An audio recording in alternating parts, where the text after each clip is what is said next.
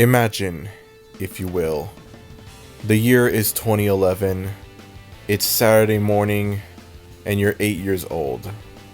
You wake up, and the first thing you do is turn on your computer and go onto Nick.com.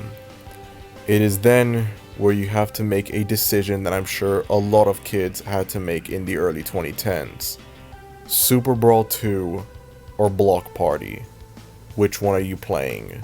At the end of the day though, it doesn't matter which one you choose because both games are much better than they need to be, and there's a good reason why they have become some of the most fondly remembered games on Nick.com. Maybe one day I'll make a video talking about Block Party, but for the time being I'm gonna focus on Super Brawl 2, arguably the more popular of the two games. In recent times I've grown a strong hyperfixation towards this game, and I'm not sure what it is. Most likely it's because of nostalgia, but I've just been really into this game a lot, and I'm happy to say that this game has aged really well. So in today's video I'm going to be looking at Super Brawl 2. If you enjoyed this video, then be sure to like, and if you're new to the channel, maybe consider subscribing as it would be greatly appreciated. With that said, let us dive in to Super Brawl 2. In very late 2010, Super Brawl 2 would be released, a very early version of the game, and boy is it crazy looking at how small this game was at first when compared to how it was when it finally finished. There are 22 playable characters in this game, with King Julian being the final one ever added. The first thing that I will praise about this game is that it has a very good selection of Nickelodeon characters to choose from. Being that this was an early 2010s game, it's natural that there would be characters from like this period of time for Nickelodeon, the early 2010s. And it's honestly quite interesting to look back at it in retrospect, you know? Obviously you have the beloved popular Nicktoons like SpongeBob, Danny Phantom, Jimmy Neutron, Fairly Odd Parents, and Avatar, and whatever. But then you also have forgotten, less popular Nicktoons added in as well, such as Back at the Barnyard, Tough Puppy, The Penguins of Madagascar, and The Mighty Bee. It's honestly crazy to think that at one point in time these were really popular big Nicktoons, and now they've just fallen into obscurity. I don't want to be comparing it all that much in this video because there's not really any point in comparing the two, but this is one thing that I wish was in Nickelodeon All-Star Brawl. Nickelodeon All-Star Brawl only included characters from the famous and beloved Nicktoons like SpongeBob, Danny Phantom, and Avatar and whatever, but you don't get to see like any of the less popular Nicktoons get some time in the spotlight as well, and it would honestly be great to see, you know? I would love to see like Otis return, you know? I want to see that happen. Then again, I've heard some stuff about how apparently El Tigre is gonna appear in the yet to be announced Nickelodeon All-Star Brawl 2, so at least there is a possible chance that this sequel, whenever it gets announced, it could, you know, change that and include the less popular forgotten Nicktoons in addition to a lot of the famous and beloved ones.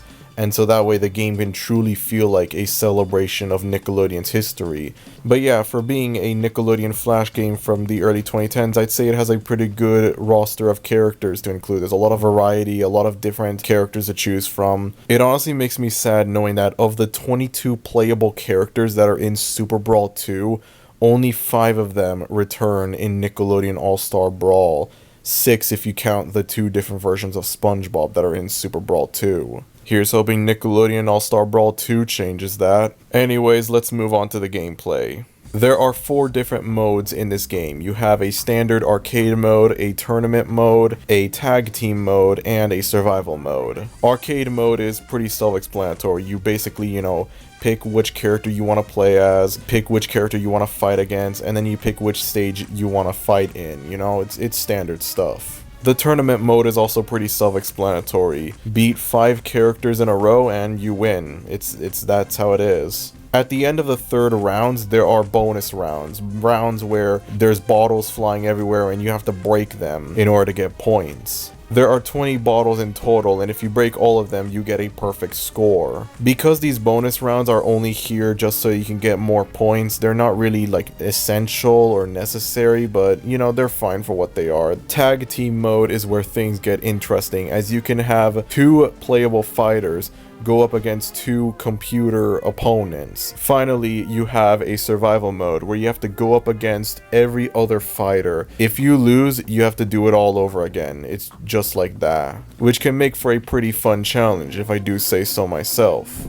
I think it's great that they add all of these different modes into the game, because in addition to adding more variety, it also adds more replay value. It gives the player a reason to come back to this game and makes it more addicting as a result. There's also Path to the Brawl Master, which is basically you have to fight 10 tournaments and win all of them in order to face off against what is quote-unquote your hardest challenger yet. On the 10th tournament that you do, they add a 6th match to the round, and spoiler alert, it's the character that you're playing as. So like if you're playing as SpongeBob, you're basically fighting off against SpongeBob. So yeah, it's a little underwhelming, and you don't really like get anything if you beat it. You don't unlock anything, but whatever, you know?